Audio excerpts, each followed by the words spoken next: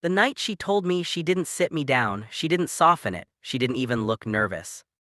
She was standing in front of the wardrobe, folding dresses into a large silver suitcase, the kind with wheels that glide smoothly across airport floors.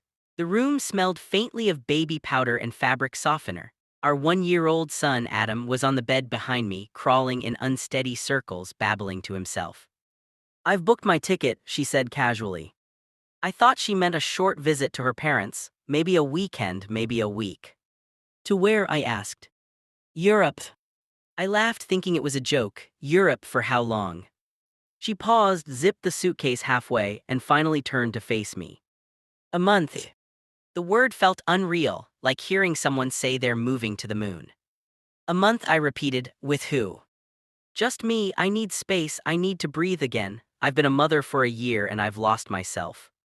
I looked down at Adam. He had grabbed my trouser leg and was pulling himself up, his big dark eyes fixed on my face, waiting for attention. "And our son?" I asked quietly. She sighed, the way someone sighs when a child asks an inconvenient question. "He'll stay with you. You're his father. You can manage." Manage?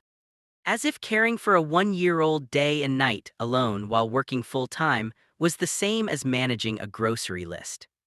I waited for her to say she arranged help, a nanny, her mother, anyone. Instead she added, "It's only a month, you'll survive." The next morning at dawn, I drove her to the airport. Adam was asleep in his car seat, his tiny chest rising and falling.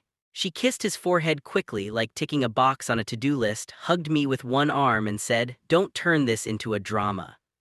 Then she walked away, her suitcase rolling behind her, disappearing into the crowd of travelers heading toward freedom.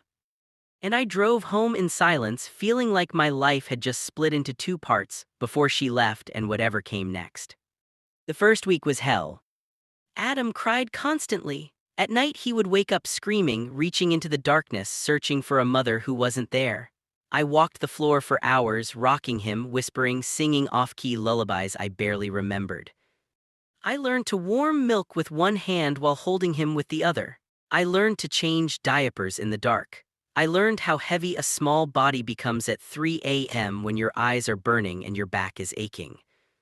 During the day, I rushed to work, begged my boss for flexible hours, and ran home like a criminal on the run, afraid something might happen in the few hours he spent with the neighbor who kindly watched him. Meanwhile, her life looked like a dream. Paris, Rome, Barcelona, coffee in elegant cafes, sunsets over rivers, smiling selfies with captions like, "Finally living. Freedom tastes sweet." I needed this so badly.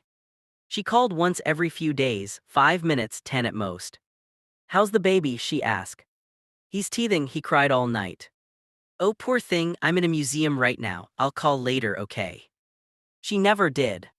By the second week, something inside me shifted. The exhaustion was still there, but so was something else, connection. Adam stopped crying for her at night. He began to fall asleep on my chest, his little hand gripping my finger like it was the most important thing in the world. He laughed when I made silly faces. He learned to say "Baba" clearly, proudly, again and again. Not "Mama," only "Baba." I sent her videos of his first steps, his first attempts at words. She replied with hearts and "so cute," and "I miss him so much," but she never cut her trip short, never suggested coming back early. The third week brought another shock. I checked our joint account and felt my stomach tighten. Hotel charges, shopping, restaurants, tour, thousands gone in days. Money we had been saving for Adam's future. When I asked her about it, she said, "Relax, I deserve this. I've sacrificed a lot." Sacrificed? While I was surviving on 4 hours of sleep, she was sipping wine in Italy. That night, as Adam slept on my chest, warm and trusting, I made a promise to him. I would never let anyone make him feel abandoned again, not even his own mother. Quietly, I began to prepare. I documented everything: her travel dates, her spending, her social media posts about freedom, the missed calls, the short conversations, the fact that she had left a 1-year-old behind without arranging proper support. I didn't want drama, I wanted protection. When she finally returned, a month later, she walked into the house glowing, tanned, full of stories. You won't believe the food in Italy, she said, dropping her bag. And Paris, it's magical. She reached for Adam. He clung to me and began to cry. She laughed awkwardly. He's just being shy. No, I said softly. He's confused. You were gone for a quarter of his life. She rolled her eyes. You're exaggerating. A week later, I gave her the papers. Separation, custody, financial responsibility. Her face went pale. You planned this, she whispered.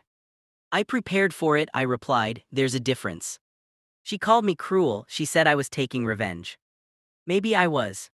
But not for myself. For the baby who learned to say Baba because his mother chose Europe over him. For the nights I walked alone in the dark, carrying a feverish child while she posted pictures of sunsets.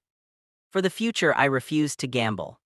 The court listened, it saw the records, it saw who had been there and who had not. I was granted primary custody. She was granted visitation. Months later, Adam took confident steps across the living room and fell into my arms, laughing, safe, unafraid. And in that moment, I understood something that still echoes in my heart. Sometimes the strongest revenge is not destruction. It is becoming the only parent your child can truly depend on.